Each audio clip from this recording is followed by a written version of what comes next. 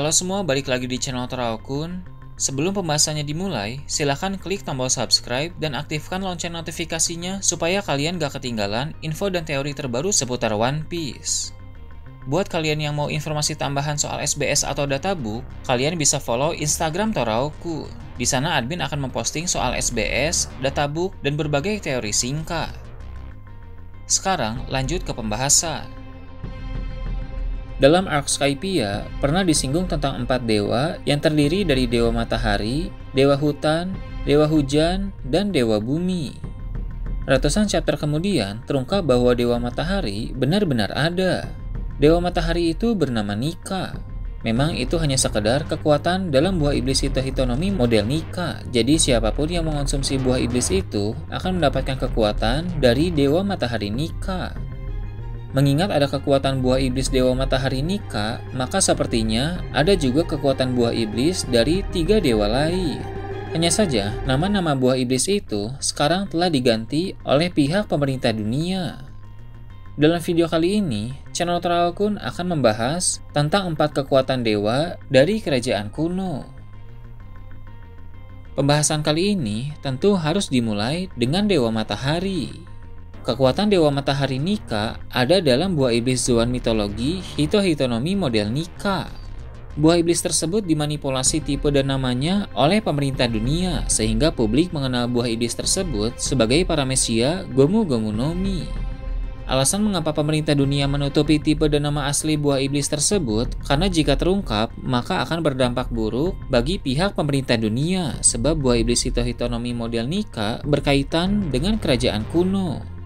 Luffy sebagai Joy Boy yang baru adalah pemilik kekuatan tersebut pada saat ini. Saat buah iblis itu mencapai tahap awakening, Zunisha mendengar detak jantung Luffy yang berbunyi bagai dentuman drum, dan Zunisha merasa seolah-olah Joy Boy yang hidup pada masa lalu ada di Wano Kuni. Mengingat Zunisha mengira Joy Boy itu ada di Wano Kuni saat buah iblis Nika awakening di tubuh Luffy, maka dapat ditarik kesimpulan bahwa Joy Boy pada masa lalu mengonsumsi buah iblis yang sama dengan Luffy. Sepertinya itulah alasan mengapa pemerintah dunia menutupi kebenaran tentang buah iblis itu, karena Joy Boy pasti sosok penting yang berkaitan dengan kerajaan kuno. Sehingga pemerintah dunia tidak mau publik tahu tentang kekuatan dari Joy Boy.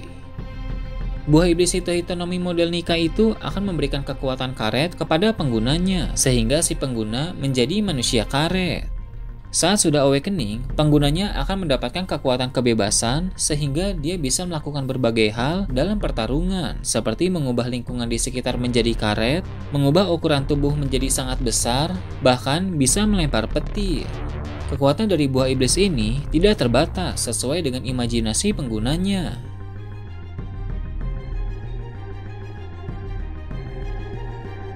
Mengingat pada masa lalu buah iblis Nika dimiliki oleh Joy Boy yang berasal dari kerajaan kuno, maka 3 buah iblis lain pun besar kemungkinan dulunya dimiliki oleh orang-orang dari kerajaan kuno.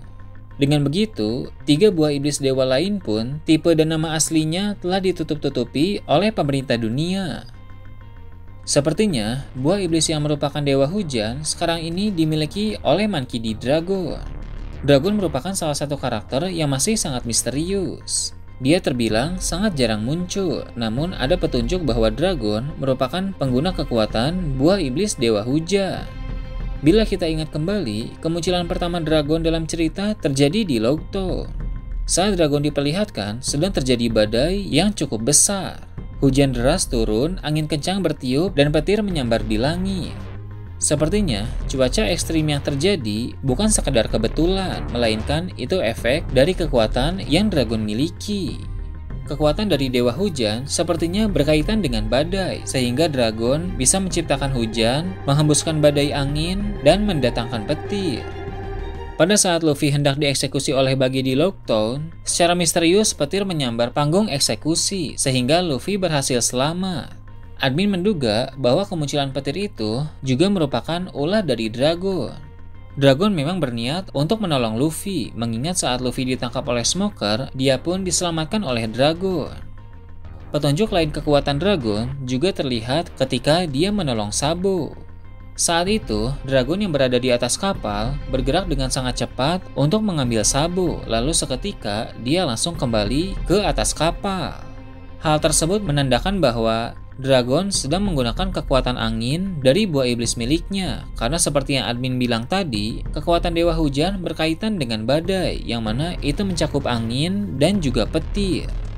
Dalam pertarungan, dia pasti bisa mendatangkan badai yang sangat besar. Sedangkan jika dragon hanya ingin memakai sebagian dari kekuatannya, maka dia bisa memilih untuk memakai kekuatan angin seperti saat menyelamatkan Sabo, atau kekuatan petir seperti saat menyelamatkan Luffy. Kekuatan Dewa Hujan ini sangat luar biasa karena bisa menggunakan banyak jenis serangan, mulai dari angin, petir, hujan, dan badai.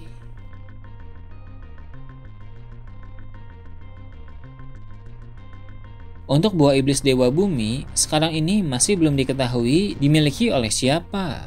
Namun, kekuatan dari buah iblis itu sepertinya berkaitan dengan batu dan tanah.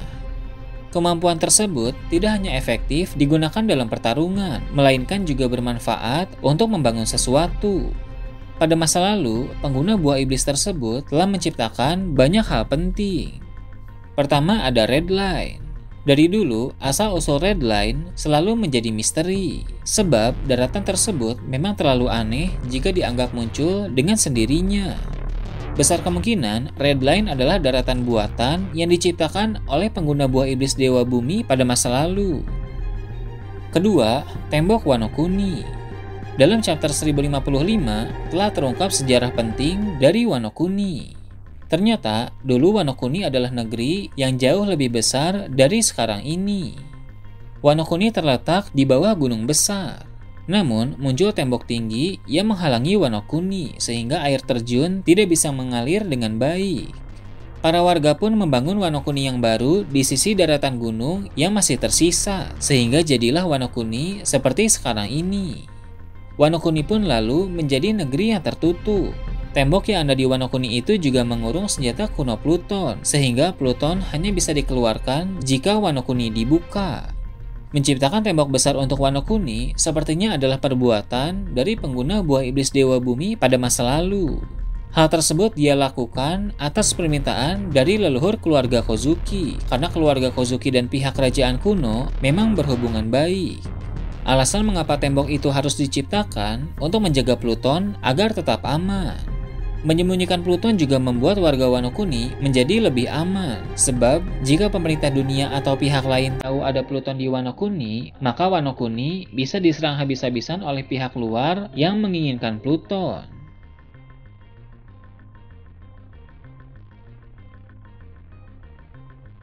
Dan untuk Dewa Hutan, sudah pernah ditampilkan, yaitu buah iblis Logia Mori Mori no Mi yang sekarang ini dimiliki oleh Admiral Ryokugyu. Buah iblis itu memiliki kekuatan besar karena memberi kekuatan hutan kepada penggunanya. Kemampuan tersebut sangat menarik mengingat ada banyak sekali potensi kekuatan dari buah iblis itu. Hutan merupakan bagian dari alam yang memiliki keberagaman. Ada banyak sekali jenis tumbuhan yang berada di dalam hutan, mulai dari beragam pohon hingga bermacam-macam bunga. Maka dari itu, buah iblis dewa hutan atau yang kita kenal sebagai Mori Mori no Mi berkemungkinan untuk memiliki banyak sekali kemampuan yang berkaitan dengan tumbuhan. Ryokugyu sudah pernah memperlihatkan beberapa kemampuan dari buah iblis tersebut. Sebagai seorang admiral, Ryokugyu pasti menguasai dengan baik kekuatan dari buah iblis yang dia miliki. Membuat tumbuhan bertumbuh di lingkungan sekitar saat Ryokugyu berjalan tampaknya merupakan bagian dari awakening kekuatan buah iblis Ryokugyu. Meski Ryokugyu cukup hebat dalam penggunaan buah iblis itu, tapi pengguna buah iblis dewa hutan pada masa lalu pasti jauh lebih hebat lagi. Orang itu mungkin bisa menciptakan lebih banyak jenis tumbuhan, mulai dari tumbuhan yang bisa dipakai untuk melancarkan serangan, tumbuhan dengan racun yang berbahaya, tumbuhan yang mampu menjebak musuh dengan efektif, hingga tumbuhan yang punya khasiat-khasiat tertentu seperti untuk menyembuhkan orang lain atau bahkan diri sendiri.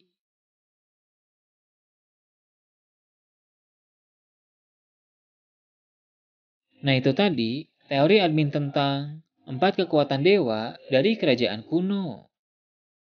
Gimana menurut kalian? Silahkan tulis di kolom komentar di bawah.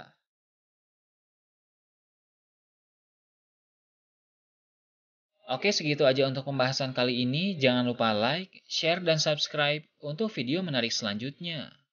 Gue Toraukun, Shambles.